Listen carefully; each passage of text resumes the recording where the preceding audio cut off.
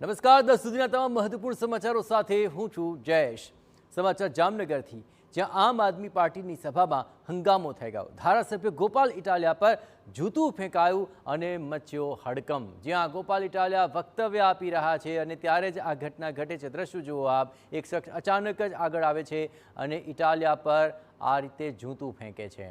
આપણે જણાવીએ કે પોલીસે તુરંત જ આ જૂતું ફેંકનાર વ્યક્તિને કાબૂમાં લઈ લીધો હતો અને તેની અટકાયત પણ કરી લીધી હતી। સભામાં હાજર લોકોએ જૂતું ફેંકનારની બરાબરની ધોલાઈ કરી નાખી।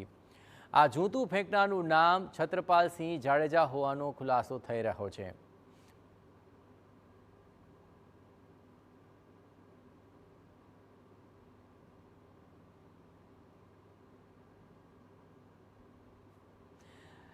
તો આ ગોપાલ ઇટાલિયા સામે જૂતું ફેંક્યા બાદ તેની પહેલી પ્રતિક્રિયા સામે આવી અને ભાજપ અને કોંગ્રેસ બંને પર તેમણે પ્રહાર કર્યા છે।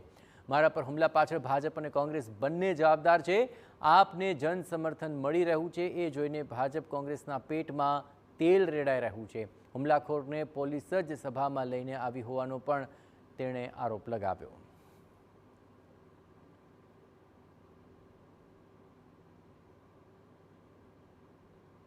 विशाल जनसंख्या जोईने जामनगरनी अंदर आम आदमी पार्टी ने आटलू विशाल जन समर्थन जोईने भाजप और कांग्रेस बेयना पेटमां तेल रेडायुं अने भाजप कांग्रेस बंने भेगा मळीने आजे आ सभा दरमियान ज्यारे हूँ वक्तव्य आपतो तो त्यारे एक व्यक्तिए आवीने मारा उपर कशुक फेंक्યું। મને એવું લાગ્યું કે પથ્થરો ફેંક્યો છે, પણ પાછળથી લોકોએ જણાવ્યું કે જૂતા ફેંક્યા, ચપ્પલ ફેંક્યા।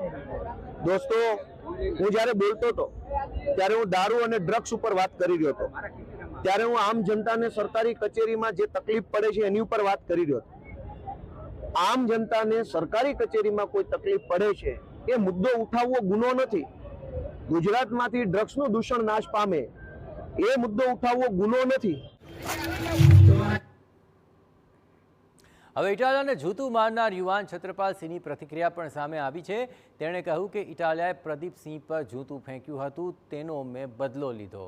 મને તક મળી એટલે મેં ઇટાલિયા પર જૂતું ફેંક્યું।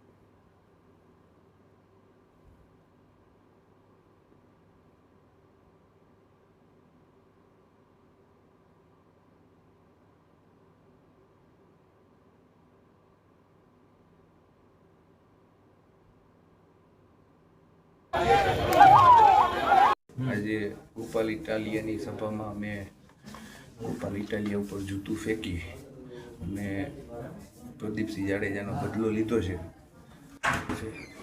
એને જે તે ટાઈમે પ્રદીપસિંહને જૂતું ફેંક્યું હતું એને ઘણો લાંબો ટાઈમ થઈ ગયો છે, પણ આજ મને મોકો મળવાથી સમાજ પ્રેમી થોડોક હોવાથી આ કાર્ય કર્યું છે મેં।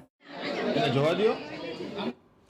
બીજી તરફ ભાજપ અને કોંગ્રેસ બંને ગોપાલ ઇટાલિયાના આક્ષેપો ફગાવ્યા અને પલટવાર કર્યો। તેમણે જૂતું ફેંકવાની ઘટનાને ઇટાલિયાનો પબ્લિસિટી સ્ટન્ટ ગણાવ્યો। સાથે જ ઇટાલિયાએ ભૂતકાળમાં પ્રદીપસિંહ જાડેજા પર જૂતું ફેંકવાની ઘટનાની પણ યાદ અપાવી દીધી। ઘટતી જતી લોકપ્રિયતા ગોપાલ ઇટાલિયાજીની છે, એના માટે આ પબ્લિસિટી સ્ટન્ટ થયું છે। જે પ્રમાણેની વામપંથી વિચારધારા ગોપાલ ઇટાલિયાજીની રહી છે, ગોપાલ ઇટાલિયાજીએ જે ભૂતકાળની અંદર જે કર્મ કરેલા છે, પ્રદીપસિંહ જાડેજા ઉપર જે જૂતું ફેંકેલું છે, એ પછી સાર્વજનિક જીવનમાં જે વાણી વિલાસ કરેલો છે, આ બધું લઈને અને અત્યારે જે રીતે અરવિંદ કેજરીવાલ પણ પોતાના મોઢા ઉપર ક્યારેક સાઈ ફેંકાઈ દેતા હતા, જૂતું મરાવડાવી દેતા હતા, એમ આમ આદમી પાર્ટી જે અરાજકતામાંથી આવેલી પાર્ટી છે એ સસ્તી પ્રસિદ્ધિ માટે છાશવારે આવા કારનામા દિલ્હીથી લઈને અન્ય જગ્યાએ કરતી રહી છે।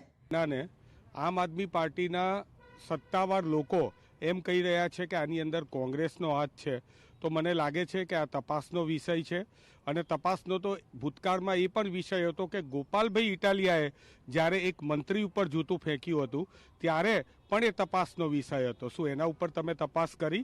અત્યારે ખાલી માત્ર ને માત્ર કોંગ્રેસની જે પ્રમાણે જન આક્રોશ યાત્રા સમગ્ર ગુજરાતની અંદર સફળતાપૂર્વક ચાલી રહી છે, ત્યારે આમ આદમી પાર્ટીના પ્રમુખ મને લાગે છે કે આવા પ્રકારના 42 નિવેદનો